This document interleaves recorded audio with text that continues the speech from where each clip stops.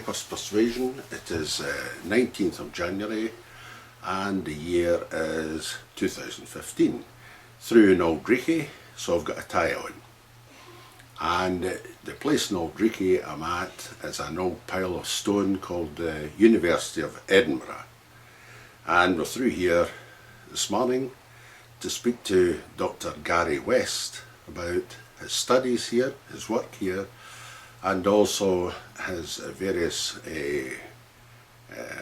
playing times with traditional folk groups and Highland bagpipes.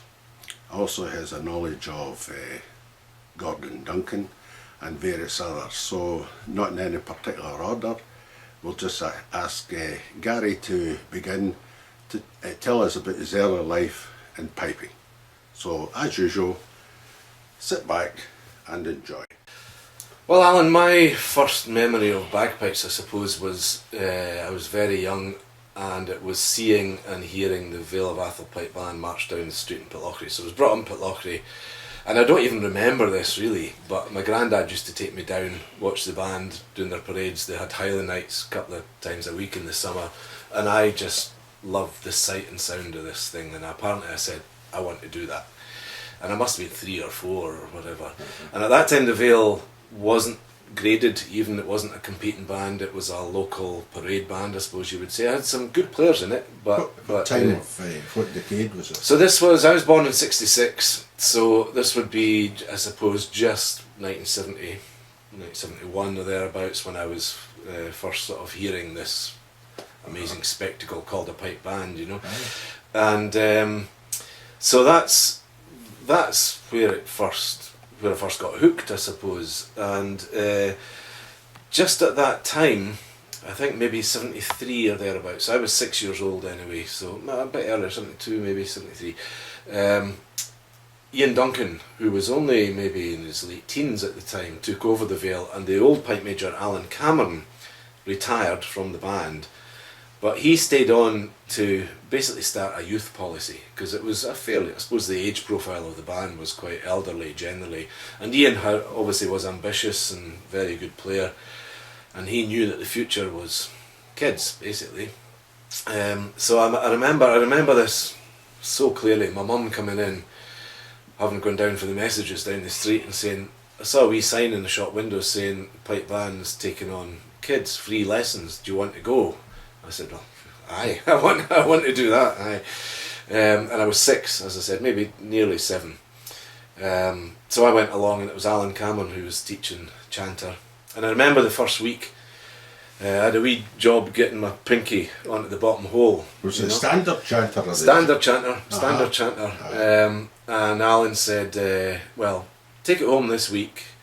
He'd shown me the scale, you know, but and if you can't quite reach, come back in a year's time and you'll be fine. And I was determined. Apparently all that week I was going like this, trying to stretch this finger, you know, and I made it, and I was fine, and that was it. I was off really. And there was 2 or 3 of us started at the same time, and Alan, look, you don't realise at the time, I suppose, but looking back now, he was a fantastic teacher, because he produced a lot of really good players that became the basis of the Vale really, and you know, others as well, solo players and folk band players. And Alan was a very, very, I don't know where his roots were, and he was a Pitlochry man. I don't know who taught him really, and where that all came from. I must find out actually. But he was known as Piper Cameron. He was just known as a piper around. He was pipe major of the Atholl Highlanders as well. Before that, a very good player, and taught a lot of good kids, you know. So he was a good player then, by renown, not just your opinion, but in the opinion of his peers. He was, although he never really went in, I don't think, for the solo competition side of things. I don't think he was a big name in, you know, in I suppose he would have been contemporary with, well, he'd be older than the likes of Donald MacLeod, these guys, but you know, he must have been born early 20th century, and I don't think, I remember actually Ian Duncan saying this in his interview with you, I don't think people realised quite how good a teacher he was, because he hadn't done that much teaching until he took us, my generation, on. and then it became obvious that he was a very, very good teacher. So there was a lot of good players that he taught who went on to become the backbone, I suppose, of the Vale of Atholl. So how many years with him?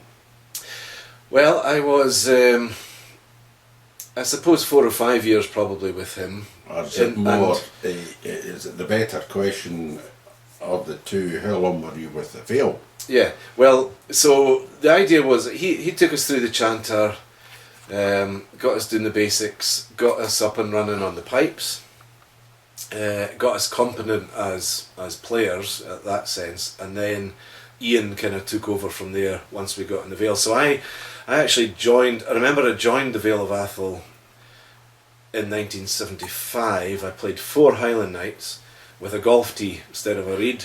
That's my big admission for this for this interview. The idea just means that we worked out, got the basics of marching and staying in line and staying in step and understanding the commands from the drum major and all of that stuff, but without making a horrendous racket at the same time. So and I thought that was actually quite a stroke of genius on Ian Duncan's part, was to say, right, first, don't worry about the notes to begin with, suss out the marching and discipline, and actually less pressure on you. Less pressure, aye. And we were always quite a good marching and discipline band. There was quite a lot of sort of OTC, Officers Training Corps people, Ian Duncan himself, a lot of army trained people at that level. So we did get a few marching and discipline prizes, but so that was my introduction to the pipe band. No sound coming out of my chanter for the first four parades. So that was 75. 76, Vale had its first major contest in grade 4, so they went through the registration and all the rest of it. Hoik World Championships 1976, I'm sure you remember it well, Alan. And the Vale got, I didn't play that day, I must have still had the golf tee in, I suppose, but they got a 6th in grade 4, and I've never heard a shout of celebration like it. Even compared to the guys that win grade 1 these days, Aye. It was just like, oh, we can do this, And then 77, we were kind of taking, they weren't in the prizes in 77, but came out in 78 and had a clean sweep, all 5 majors in grade 4 in 1978, and that was basically, by that stage, us young lads and lasses were in. So the band had really changed into a youth band. There was no juvenile band at the time, but we were a young band with some older guys as well. But so 1978, I suppose, was when the Vale sort of arrived on the scene, and then up to grade 3 in 79, and did the same, a clean sweep, all 5 majors in grade 3 in 79. In fact, my brother Neil West, who you'll know well, Strathclyde, Glasgow policeman, he just joined the Vale at the start of 78. So the first 10 majors he ever went in for, he won. And he thought, oh, this is easy, this is easy. Whereas some of us had a duff year in 77 beforehand, but so they were good days. Then into grade 2, and then it got harder when we realised it's not easy to win majors at that level, Then up to grade 1 in 84. So, and I had 20 odd years in the Vale, I suppose. We won a couple of majors in my time, late 80s. 3rd in the Worlds a few times, but we never won the Worlds, sadly. But it was very tough. You still had the Strathclyde Police at that point to deal with. Yeah. Plus Shotts and Dykehead and Field Marshal Montgomery were starting to just creep in. Boghall. I remember for a while the top 3 tended to be between the Police, Boghall and the Vale, just for a few years, and Paul Kemet around at that time. And I remember noticing, actually, with the Strathclyde Police, and we used to talk about this, tuning up just before they went on, you might be listening and think, oh, we've got a wee chance today, there's something, they're not as good as they usually are. Then they'd go on into the circle, as you know, and just lift their game, and they'd get better in the circle. The rest of us got slightly worse in the circle, we might be going really well tuning up, and then Ian McClellan had a theory there that he knew every man in the band, and he knew who would get excited. So he set a couple of chanters flat, and they were out in the tuning circle. Right, okay. But he knew that the adrenaline would kick in. Right, the so circle. that's the reason. So we were right enough. It was. But great days with the Vale, and a lot of great players, and you know, I suppose we were doing interesting music that we knew might not necessarily win us prizes, but you know, we're getting into the concert scene and stuff at that time, and doing albums, and so you were the best concert band in Scotland, I thought. Well, we were certainly getting into that. Whether we were the best or not is hard to say, but we got in with some really good other musicians. You know, so the band I maybe talk about later, I ended up playing with on the folk scene, Kilbeg. Gordon Duncan was playing with them at the time, so we did quite a lot of concerts with them, and I suppose we sussed early how to play with other instruments. You know, and they sussed how to do it as well, because sometimes you get guitar players or piano players who don't understand the whole drone thing. You know, they don't quite realise that they can't do anything to upset that solid drone tone that's going, and there's only some things will work and other things that don't work. And some bands, I think I've never quite sussed that, to be honest. Maybe drafting a keyboard player late on and you know, just a week before the concert, and I mean, it's getting a lot better now, certainly, but yeah, we used to really enjoy doing that whole concert thing. I remember Ballymena, a couple of great nights in Ballymena in the 80s, and of course Dysart had done it before us, of course, so we can't claim to have been the first, but it was certainly something that we were really into, and you know, when you had guys like Gordon Duncan in the band designing your tunes and arranging your tunes, writing your tunes, then it would have been silly not to, really, you know, because most pipe bands would have given their eye teeth to have someone like Gordon arrange their stuff. Before I mention more about, or you mention more about Gordon, because it's a great subject, you barely touched on it there just now, but I'd like your opinion. I'm getting of an age now that I'm starting to get a wee bit concerned about the total focus of pipe bands on competition performance, to the total exclusion of any other performances. It seems that some bands only exist to compete in the 5 majors, and I don't think it's a sufficient raison d'etre. I really don't, and that's the opinion I'm starting to form now, and I'm obviously just get to the stage that I like to hear good music, and I wondered what your opinion was on bands just playing purely for pleasure. Yeah. The likes of RCMP, they have 7 bands in Canada, and that's all they do is perform at gigs. They don't compete. Yeah, I think I tend to agree with that in the sense that, although having said that, there's a concert scene now that there never was 30 years ago, or just coming in 30 years ago. So there are these platforms for bands, obviously, usually Celtic Connections and the Pre-Worlds concert, Glasgow Sky Association concerts and so on. So there's some big platforms where bands can go and do their thing. But I suppose you're right, there's probably only half a dozen bands who take part in that when they're invited, you know. So there are, I suppose, bands who aren't going down that line and prefer to stick to the competition scene. I think it is a shame. I mean, a pipe band's such a wonderful thing in every sense, whether it's, you know, playing a football match or a rugby match, just marching down the street, like I said, that's what hooked me, you know. A band that wasn't a competition band at the time, but still an amazing sight and sound. And the fact that the standards, of course, are so high now, which I suppose is partly down to competition, well, probably mainly down to competition.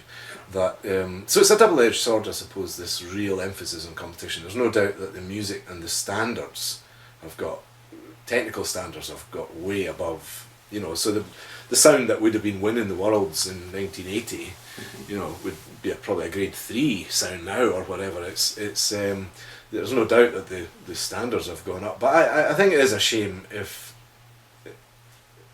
you only concentrate on competition. There's so much more that can be done, and there are more opportunities now, I suppose, down in as far as that's concerned. But of course, solo pipe's the same. It's you know, it's I suppose when you think of the people who broke through and became big names without having gone through the competition scene in the solos. There's very few of them. The likes of Gordon would be one, I suppose. Yeah. But, well, he did a lot of compete when he was young, but or Ian MacDonald. Well, both Ian MacDonald's the Nielsen chap and Ian MacDonald, Alan and Angus's brother, and you know, these kinds of big. Dougie Pincock would be another one. So Ian McInnes, you know, there are people, but most people, even Fred Morris and Al MacDonald, they went through the gold medals and so on before they started branching out into other areas. But yeah, it is a shame because if it's only competition, it becomes more like a sport than music, doesn't it? It does, you know, you're losing the ability to play a wide range of music. Yeah. Which should be heard. Yeah.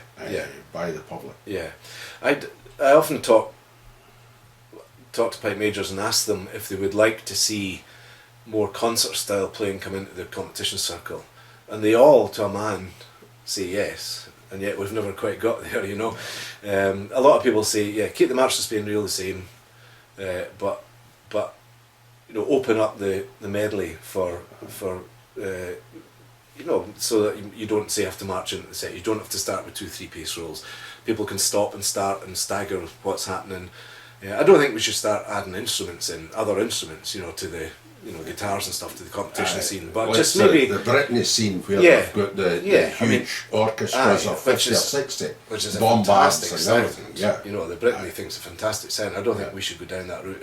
I mean, fair enough in concert, but not competition. But I would like to see it open up a wee bit and say, okay, you've got 8 minutes. Stand there, do what you like, you know, with the instrumentation that you've got, and I think that would be. I suspect it's going to come because you look now and you say, well, where else can the music go? You know, I think you know, the basic concept of a modern medley was probably set out in the 80s. You know, just the way to approach how to construct a medley and where to bring in harmonies and counter melodies and breaks and so on. Unfortunately, it's become almost a format in its own, where you start with a march or a hornpipe, move into jigs, move into slow air, it's just space, reels to finish. Yeah. It's almost like an MSR. Yeah. Instead of starting with just space and reels or whatever, you know. I think it would be good for the music. I think if even as an experiment, you know, even to begin with at minor contests or whatever, just give it a go and see. I remember in the Vale in my mid '80s, probably at Perth Games, we decided to just go for it, and halfway through the set, everybody stopped, but one piper kept going. And then 2 pipers and 3 pipers, and I remember Bob Shepherd. It was Bob Shepherd that was judging, and he was just kind of laughing and shaking his head at us. But it was just like our local games, you know. And we thought, oh well, why not, you know? And you saw a few stewards that are running for the rule book, and I think it does say that all players must play all the way through. So I think we probably were disqualified. I think Fraser Highlanders, the 17th Fraser Highlanders, tried wee bits and pieces over in Canada as well. Yeah. People were frowning, and Triumph Street tried a suite of tunes recently. And, Toronto Police, of course, would be the ones recently who were really pushing the boat out as far as that's concerned. Mike Gray's arrangements and so on. I think it's great, actually. I think it will come, I suspect. Anyway, Gordon Duncan. Tell us all about Gordon. Well, what's there to say about Gordon? So I grew up with Gordon. He was 2 years older than me at school. So we both went to Pitlochry High School. Gordon wasn't one of the lads that was taught by Alan Cameron, although he might have gone for a few lessons, but I think Ian and Jock sent him to Walter Drysdale quite early on. So Gordon went to Walter for a long time. Good teacher. Great teacher. So Gordon was thoroughly versed in the whole traditional piping scene, you know, and people sometimes forget that. I think he was a great solo player before he was, you know, as a junior, and he won. There's a couple of photos of him with, you know, maybe 50 trophies in a year in front of him, and it was Walter that really, a great Pibroch player as well. So that's obviously not what he was known for by, you know, later in his life, but you know, if he had the kind of mind that had said, right, I want to be a top solo competitor, he would have been, you know. But that wasn't him. That wasn't what floated his boat, you know. He was just so musical and technically fantastic. So there was probably 5, 6 of us all learning about the same time, and actually Gordon started after me, although he was older than me. He started chanter after me, and I think it was something like 3 or 4 weeks on the chanter before he was on the pipes, you know. I was like 3 years, and if you did go to a competition and Gordon was there, you knew you were fighting for second place, you know. It was, and it was just very obvious very quickly that he was something special, you know. He was really on a different level to all of us. But Gordon was actually quite a quiet, shy lad, and folk don't understand that either quite often, because he had this reputation of being a bit wild and all the rest of it. But he was actually quite a very unassuming, very, very modest. So, you know, although he must have known he was far better than the rest of us, he never ever made you feel like that. Really. He was a lovely guy, and he never ever made you feel inadequate in any way. No. He was very encouraging. Taught a lot of people that, again, you know, people wouldn't particularly think of Gordon as a teacher, but it was in a very informal way. Folk would come to his door, and he passed on. And he was very encouraging, very, very encouraging lad. But steeped in the tradition, you know. He wasn't. He was a guy, I think, who changed the way we perceived piping from the inside. Yes. He wasn't an outsider coming in and changing it, trying to take it somewhere else from the outside. So he was steeped in that whole song tradition. His father, bothy ballad singer from the northeast, Jock Duncan. He went to Ireland quite early on to learn whistle properly, as he said. Learn from the masters, you know. He was going to Walter. Remember, there was the old Stirling University music summer schools, and I went with Gordon. I would be maybe 11 or 12, Gordon would be 13, 14, and we went, and it was Ian McFadgen and Hugh McCallum that were teaching. So, you know, he went through that whole traditional teaching thing, if you like, but had all these other musical influences. And compositions, when did that start? Well, I think his first thing was probably mainly adapting tunes from the non-pipe scale, and from Ireland in particular, onto the Highland pipes. So he would, on the band bus, we were listening to Planxty, Bothy Band, these big Irish bands of the 70s, Moving Hearts a little bit later, Chieftains, these kind of bands. And he would listen to these tunes, and you could see him just sort of thinking, oh, that would go in the Highland pipes if I just changed that and that. And he had a real knack for it, because it's not an easy thing to do. If it's going away into the second octave, it can sometimes sound daft if you try and play it on the 9-note Highland pipe scale. But he had the knack of making it sound right, you know. And a lot of the Vale material early on was from that kind of source. So I think he was an arranger before he was a composer. And I think he was probably in his late teens before he really started composing, or at least letting people hear what he might have been composing secretly, you know. But actually, so probably his first big hit, as it were, was Andy Rennick's Ferret, which has been, I know Ian Green of Green Tracks Recordings was saying that's one of the most covered tunes he's ever released on a CD. There's hundreds of recordings of Andy Rennick's Ferret. Andy Rennick was a Vale lad as well, of course, from Crieff. So and these natural notes, natural C, was he the first one in your recollection to come away with this, or were other people doing that beforehand? Yeah, I think it's always dangerous if you say somebody was the first, because inevitably someone will come out of the woodwork saying no, he wasn't. I don't think he was.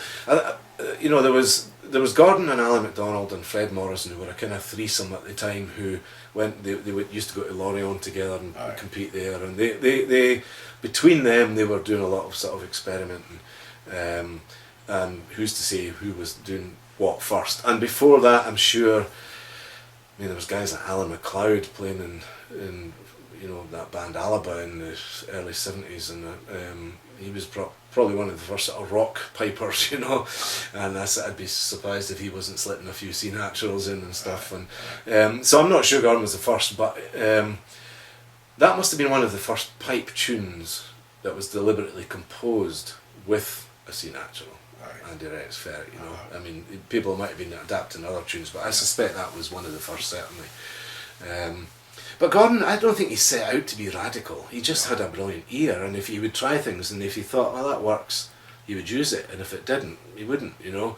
And he had the technical brilliance to get away with it, you know, and to actually pull it off, and you know, so Gordon was, he was an amazing musician, you know. And I remember writing at the time when he died, I wrote an obituary, and I said, you know, the word genius is overused, but I think Gordon was certainly bordering on on that, because he changed, certainly for the generations that came after him. I think he changed the perception of what the pipes could be, but subtly from the inside, you know, rather than imposing some new kind of style from the outside. It felt more sort of natural and organic because he'd gone through that, but very, very modest about it. And you know, if there are people making a good living from music that don't have a fraction of the talent that Gordon had, but he wasn't the kind of guy to sell himself, you know. You know, he could have been a very rich man if he'd put his mind to it, but he didn't have a website. He never, you know, he didn't get himself a manager or whatever, because that wasn't Gordon. That's not what he wanted. Gordon was at his best, sitting, you know, on a bar stool, get the pipes out, get a quick tune, and just take you somewhere else completely, you know. I played in the knockout final with Gordon Walker. Gordon Walker, and Seamus had to present him with the Pipe and Times trophy at the end of it. And he said he was going back to the fiddling. That's piping, I'm going back to the fiddle. That was quite a famous quote. It was. Of course, it just urged him on to play more. Just for Seamus, for instance, was the track that came out as a result of that remark. It was. It's a wonderful retort to criticism, really, just to compose a tune. And the teeth of that criticism, you know. And I think that was Gordon, though, you know. Yeah, I mean, you know, I agree. I think that's the way to deal with that. And Gordon kind of, as far as I know, just kind of laughed it off at the time, and you know, obviously Seamus represented a certain approach to piping, and Gordon represented a different approach, you know. And I don't think Gordon ever set out to. I don't think he was on some kind of one-man mission to you know, to sort of change the tradition. He just did what he did, and probably didn't even think about what he was doing most of the time, and it just came out. He was so incredibly musical, and you know, and it came out of him in all kinds of different ways. Brilliant whistle player. And a lot of good CDs. And good drawing. Yeah, good. That was Roddy MacDonald wrote Good Drawing. MacDonald. He played a few of R.S. MacDonald's, didn't he? Yeah, well, Roddy MacDonald was good pals with Ian Duncan and Gordon, and used to come around. He never played in the Vale, but he came around us a lot. So we maybe some of his tunes. Maybe the first, you know, obviously a lot of bands play R.S. MacDonald tunes now, but I suppose the Vale might have been the first to sort of start to integrate him into competition sets. The Big Parcel was one, then later the El Paco Grande, and all of that.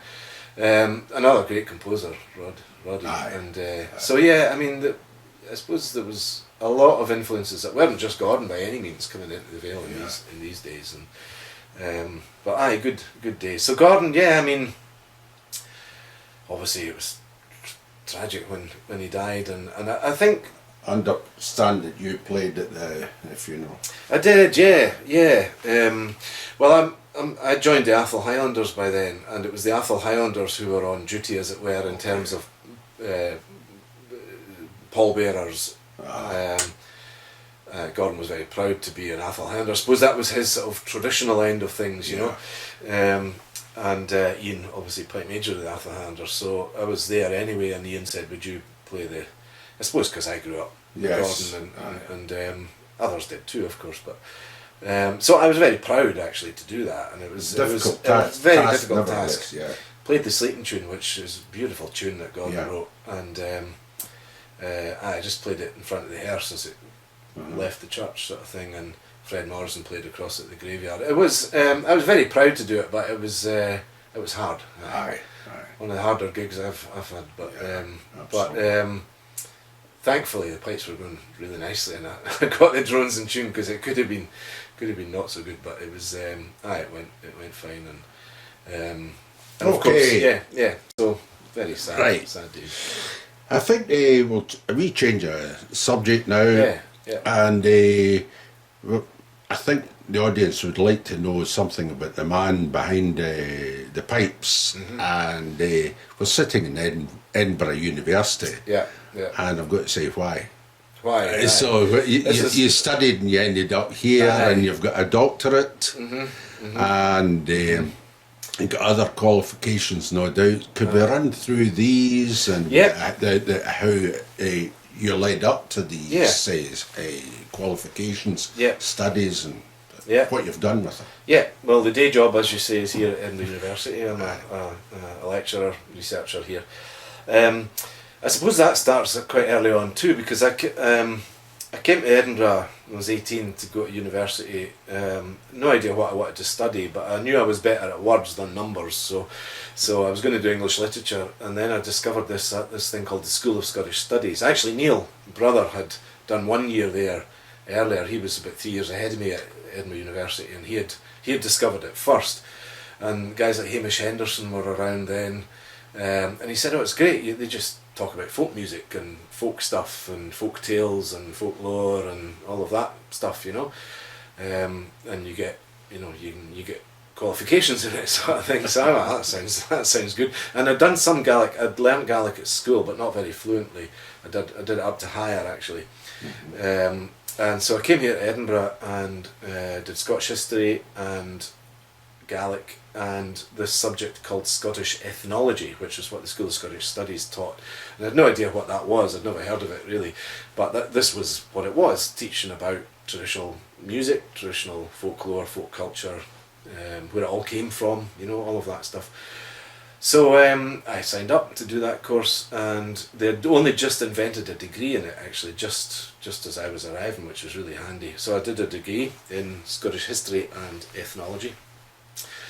Then graduated and spent a year just doing. I joined a folk band by then, so we're doing a lot of touring. So I was a sort of musician for a year. Then I thought, I better get a real job, and I went off to work for the Bank of Scotland.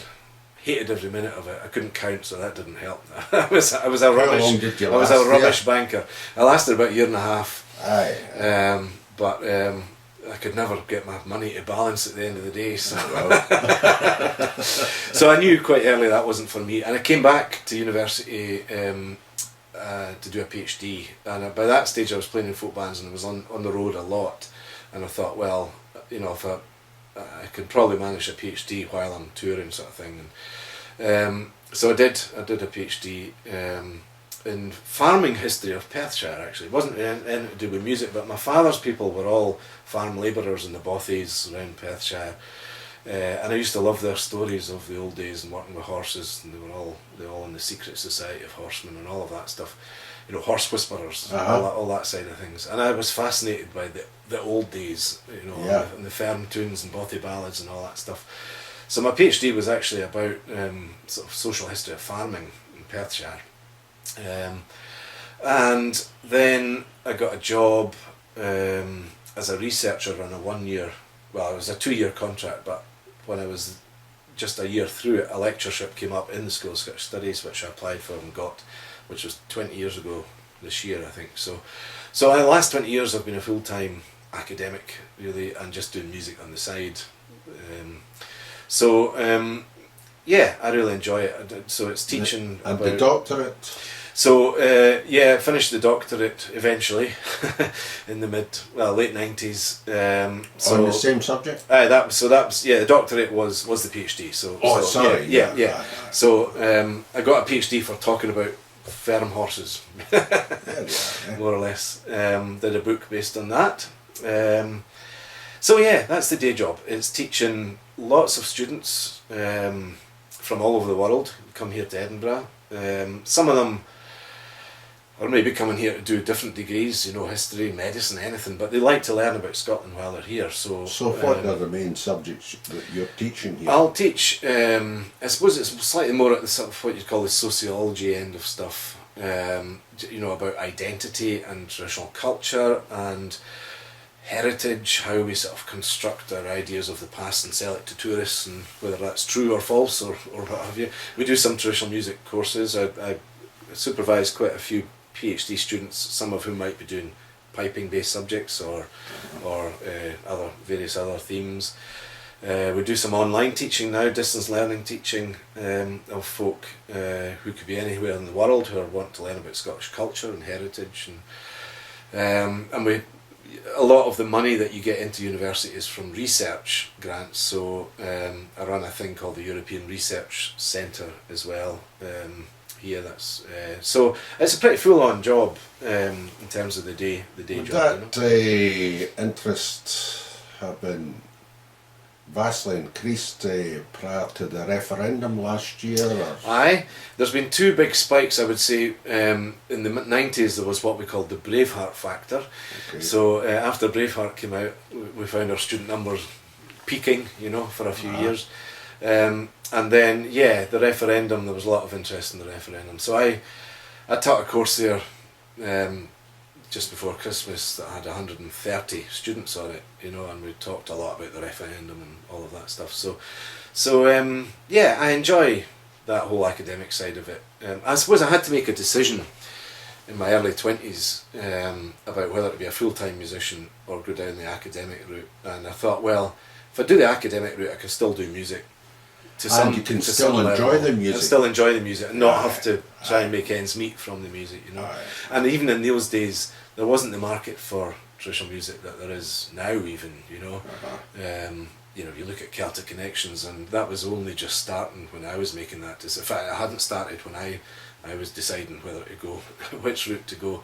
I mean, there were some good festivals, and I really enjoyed my music days of. We'll maybe talk about that later, that whole folk scene side of things.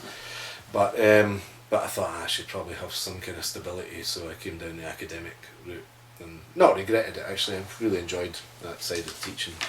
Yeah. So, have we, I suppose we're really fully exhausted the Great Highland Bagpipe, and possibly, yeah. And it's probably a nice time to move on to the folk scene, the traditional music scene. What drew you into that, and who you played with, and what instruments you played with them. So from the beginning there. Yeah, I always loved Scottish songs, and I remember when I was really wee, my mum and dad had this collection of sort of Andy Stewart and Callum Kennedy, and I used to say I wanted the Scottish records on, the songs on, and so I had a love of sort of Scottish music generally, traditional music. And as I said earlier, I think we used to listen to a lot of that stuff in the Vale buses, cassettes, playing Tannehill Weavers, Battlefield Band, Silly Wizard, all of these guys, the sort of big Scottish folk bands of the 70s, and some of them, of course, were playing Highland pipes. Battlefield Band played Highland pipes, Ossian played Highland pipes, Tannehill Weavers played Highland pipes. So I knew it could be done, but again I was probably following Gordon Duncan, because I came to Edinburgh, came to university. There was a great session music scene then, still is, but there was a pub in the Cowgate, the Green Tree, on a Monday night, and it was just all kinds of musicians, flute players, guitar players, fiddlers, and I was teaching a piping course for the University Pipe Society at that time, and we used to go down there after, and I remember saying one night, can I have a tune in the pipes? And that was Highland pipes, actually. And they said, aye, go for it. And I played, and it went down well. And that's when I began to meet folk on the folk scene, as it were. Yeah. And by that time, Gordon had joined this band called Kilbeg with Davy Steele, who was a fantastic singer, and Peter Boond and various others. And so Gordon was playing with his band, but Kilbeg were never quite full time.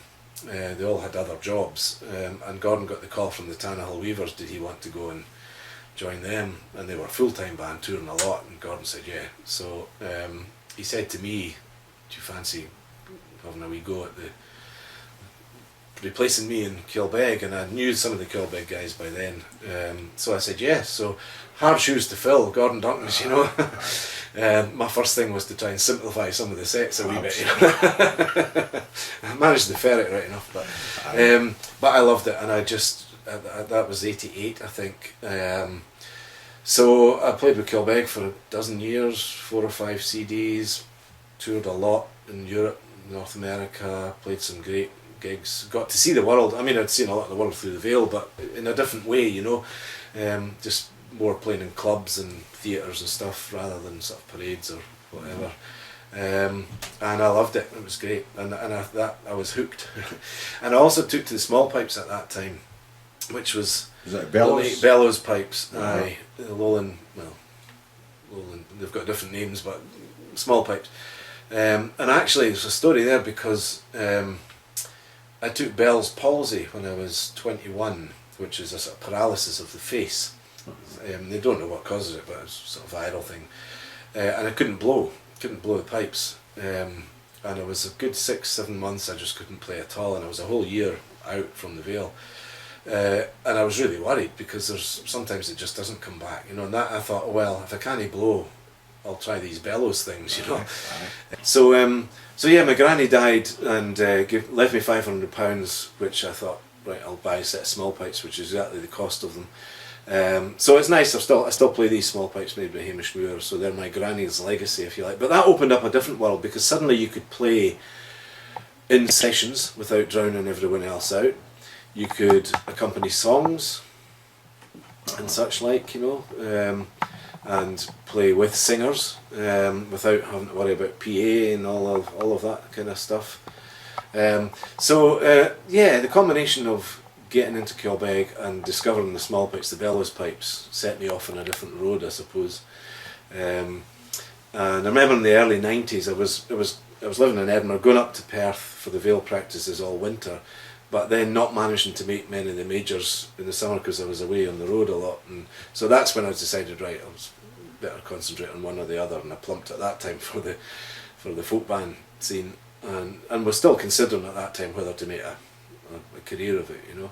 So I played with Kilbeg for a long time, and then there was this other band started called Clan Alaba, which was advertised at the time as the Scottish folk super group, but only because it had Dick Gaughan, Davy Steele, Brian McNeill from the Battlefield Band. It had some big names in it, and they needed a piper, and I got the shout there. And that was great. I only played with them for 2 years, but we played some great big festivals, you know. It was big. Glastonbury, you got to play at Glastonbury, and it's not every day you get the chance to play at places like that. They did one album, but I'd left by then. I just got my teaching job here, so I decided to leave, and Fred Morrison replaced me. So we had a couple of gigs where Fred and I played together, and then I left and Fred carried on. And then the band folded after 2 or 3 years. It was it was an 8-piece band. It was really expensive to take on the road and so on, but it was great playing with these real professionals. Like I was always a fan of Dick Gaughan when I grew up, and still am. So that took me down the folk scene, and at that time I play whistles as well, and I play a bit of guitar, and I sing a bit. In fact, I'm doing more singing now actually than I ever have. But so it was great if you were around the scene in Edinburgh, and there was a few good recording studios at the time. You'd get a phone call from other people saying, "Oh, I need a wee bit of whistle or a bit of pipes on this." So I got into the sort of session musician scene for a while, and playing a lot of CDs, I suppose, a couple of dozen or so all told, just playing little bits of whistle, pipes or whatever. Any notable CDs there? Yeah, well, I played with Willstone, and there was an American country singer called Kathy Mattea, who I'd never heard of at the time, although apparently she was really big, and she was recording with Dougie MacLean. And it was actually Gordon was playing with Dougie MacLean quite a lot, but he was away on tour or something. So Dougie phoned me and said, "Would you come up and play on this track?" And basically they'd set down the bed of the track, the chords and the vocals, and they had a sort of 64 bar break in the middle, and he said, "I want some pipes on this." And I said, "What do you want me to play?" I said, "Well, the chords are there, just make up a tune." So I just sat and listened a few times, made up this tune, and I remember What was it called? Well, it didn't have a name because it was just a break in a thing, which I now regret. Because if I'd named the tune and registered it with PRS, apparently that album sold like 1 million copies and won a Grammy Award and stuff. So if I'd actually named the tune, I could have Could have made a fair packet from it, but I got 80 quid to remember, which was the standard musicians union fee at the time. Aye, just whatever, nothing terribly, no hits, no major hits apart from that one. But and I subsequent really groups. Yeah, well, I also started a Ceilidh band when I was at university, which have now been going for 26 years, 27 years, called Hugh McDermott's Haircut. And we recorded our first album after 25 years, a couple of years ago. So we don't tend to play much, but we always play the Edinburgh Hogmanay. What's it thing. called? The recording. The recording is called Airs From Your Elbow. Okay. If you get the pun there. Mm-hmm. Airs From Your Elbow. Yeah, these guys have been together with them for a long time. Then I played, it was a harp player in Kilbeg called Wendy Stewart, who very, very good musician, fantastic musician. So we sometimes play as a duo. We've done one album together as a duo. So although she teaches a lot and tours a lot, so we don't tend to be able to get together very, very often at all. And I've really enjoyed that whole other scene, and it's brought out a different side of me. One thing I've been what's doing, your compositions? Plummeting Piper and How Put You? I wouldn't say I'm a prolific composer. I've probably written a couple of dozen, but probably the Cowpit Yow is the one that's taken off. Simon Fraser played it in their medley last year, for instance. It's not that well known, but a few bands have covered it. It's just a wee two-parted jig in B minor.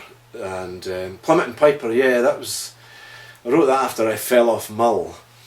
So first time I ever went to Mull, I was playing at a folk festival with Davy Steele, and we missed the last ferry from Lochalan across the Fishnish, and we got a lift in this wee fishing boat. And he said he'd take us over for 10 quid each or whatever, and took us over. And I remember there was an inch of diesel in the bottom of the boat. He'd overfilled it, and there was a guy at the front smoking. And I thought this is not going to go well. It was pitch black, and the wee boy was out the front with a torch, going left a bit. No, you're going out into the Atlantic, left a bit. Anyway, we made it across the Mull, and I stepped off the boat onto the slipway, and they'd sent a van for us. And it was parked on the slipway, shining its lights to guide us in. And I had the mental image that it would have been in the middle of the slipway. As it turned out, it was hard at one side of the slipway. And I took a step out to get around it, and then I was falling through the air and landed on my back. But actually, my pipe case took the brunt of the fall, did my pelvis in and stuff. Anyway, so the Plummeting Piper was composed for that, to memorise the day I fell off Mull. You wouldn't forget that one, eh? No, it was a sore one. It was a sore one. Absolutely. So is that adequately covering the folk scene, would you think? Yeah, well, obviously the folk scene's taken off in a way that it never had, even when I was doing it. Yeah. So you've got things like the degree at the Conservatoire, you've got the Centre of Excellence up in Plockton. So you've got these formal ways of young people getting into that scene now, and they all produce excellent bands when they're together as students, and then so the standard, I would say, of folk music, certainly on the instrumental side, is quite amazing these days. There's maybe not the same emphasis on song as there was when I was, so I grew up listening to these great singers, Dougie MacLean, Dick Gaughan, Andy M. Stewart, the Silly Wizard, Davy Steele, Rod Patterson, and I got the chance to play with all of these guys, which was great. But they were great singers, and I think we've maybe gone slightly more instrumental now. And there's some great instrumentalists, but there's still some very good singers around, of course. But I enjoy singing, and I'm doing more of that now. I was involved in a show called Far Far From Ypres, which was songs of the First World War. I saw it. Yeah, I was there that night. Right, okay. Excellent. Excellent and I really enjoy that, big choir, singing with big choirs and stuff like that. And so I'd like to do more of that. And one thing I've done the last 4 or 5 years, I go out to Seattle every year in February, and they've been teaching a Highland Pipe course out there for years, and all the top Highland Pipers go out, like Roddy McLeod and Angus McCall and Murray Henderson, Willie McCallum, Stuart Liddell, and then some of the Canadians Jack Lee, Bruce Gandy and so on. But the week before that they now have a bellows pipes and fiddle course, and it's usually Fred Morris and myself that go and do bellows pipes and some Cape Breton fiddlers. And then in between we have a big concert in the Benaroya Hall, which is a big sort of 3,000 seater in Seattle. So the tutors from both courses, both weeks, go and do that concert. And so my contribution has been to arrange songs, 2 or 3 songs, or a couple of songs for each concert, arranged for sort of, I sing them and I play guitar, and then fiddles come in, Fred and whistle usually, and then all the pipers and drummers. I arrange a sort of pipe band break or whatever. Wonderful. It's great. I love it. I really love it. And we've done must have done half a dozen songs now. Yeah. So I'd like to explore that a wee bit more. I'm not the world's best singer, but I enjoy it, and I can hold a tune, and I'd quite like to maybe do more of that kind of arranging for a professional singer, you know, or a band or whatever. And I think the pipers and drummers seem to enjoy it as well. So I'd like to do more of that, certainly. Now, I'd like to touch on your work with the BBC Radio Scotland. Yeah, yeah. Pipeline programme. Yeah. You've been there for a wee while now, Gary. 11 years now. Yeah, 11 years. It doesn't seem like that, but I thoroughly enjoy that too. It's and that it was one of these things that happened by accident. Ian McInnes, who I'm sure everyone knows, also. He had worked for the BBC on the programme for a good 15 years by that point, as a presenter and producer. Ian fancied a year off. He does other things. He's in academic stuff as well, and obviously plays small pipes and so on. So he fancied. I've interviewed Ian as well just last week, and a race to see who I can talk. the first, I think it'll be yours, because his are a wee bit more complicated for reasons that the viewer will see later on. So he took a break, and he was asked, I think, to suggest a few names of folk who might go for an audition. You know, folk he knew. I was lecturing by that time, so he knew I could talk publicly, as it were, you know, I think, I don't know who all went, but anyway, so it was Rab Wallace and myself who got the gig, as it were, and we both said at that point, I think, that we couldn't commit to doing it every week. So we shared it basically week about for a year. And then Ian came back, but then he decided to concentrate on the producing side, and so they asked if I would stay on, and so I thought I would, and it's, I mean, I think the thing I really enjoy about it is I was never really part of the solo piping scene. You know, as I've said, I grew up in pipe bands and the folk scene, and I didn't know all these solo players, and I'd done a bit of competing before I was 18, but nothing terribly serious, and I'm getting to know all of that whole, you know, a lot of them I'd call good friends now, that you know, I've seen them so often now that get on well with them, and so I really enjoy that, and of course the pipe band scene, and just exploring other music and so on. But of course you can never please everyone with, as you know, and I would say there's a pipe band listenership, if you like. There's a solo piping listenership, and there's a more general listenership, and trying to accommodate everyone, I say, is the tricky thing. Just how to pitch it, you know. And the thing I suppose that people forget is that most people who listen, you know, if you look at the numbers, as far as I'm aware of them, are not pipers at all. So it's got amazing, you know, it's got something like 30,000, an average audience of 30,000 listening live, as it were, on the airwaves, and then maybe another 10,000 online. And so if you think of the total number of pipers and drummers who go to the World Championships, that'll be about 8,000, you know. And then all the others who maybe are pipers and drummers who don't go to the World Championships, you'll add in another few thousand, you know. But it does mean that probably more than half are a general audience who don't know, you know, one pibroch from another, might not even know what pibroch means. But you don't really dilute the programme because of that. We try not to dilute it, but you have to remember that, you know, and sometimes if you get, you know, people saying, why are you explaining that piping is big in New Zealand? We all know that, you know. And I say, well, actually, most people don't know that. Exactly. That's a surprise to most people. So I think the trickiest thing is where to pitch what you say about the stuff, to try and so that you're not seeming daft to the piping audience, but you've got enough context for a non-piping audience to understand what's going on, and that can be tricky sometimes, you know. It is. And I think that's been the biggest challenge, but hopefully, and I have to say, it's Ian who really runs the show, so he'll mainly decide what's going on. I mean, we talk about it obviously. Yes, I'll say, "Oh, have you heard this? And well, can we give this a shot or whatever?" But it's Ian, you know. He basically, because I work full time, I wouldn't have time to put all the research into it. So it's Ian that does a lot of that, and I just sort of front it as it were. Excellent. So it's quite a good partnership, and hopefully, and I really enjoy working with Ian, and he's so meticulous, and his knowledge of the entire piping scene, all aspects of it, I would say is second to none. When you put the solo stuff, pipe bands, and the folk scene, of course, he was Tanahole Weavers and so on himself. You know, he's got that depth of knowledge, and he researched it to master's level himself. So he's, you know, you're in really safe hands when you're working with people like him. So you obviously enjoy working with the BBC. Have you done anything with the television Alba? Not really. I mean, I've been interviewed and stuff, but I've never really done telepresent. I'm still waiting for my big telly break. Maybe this is it. Maybe.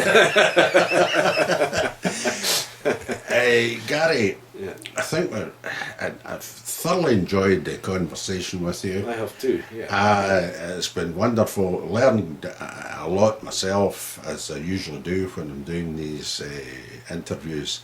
And I must, on behalf of Pipers'Persuasion, thank you very much for your time here today and your hospitality. Pleasure, Alan. All the best. Cheers. Cheers.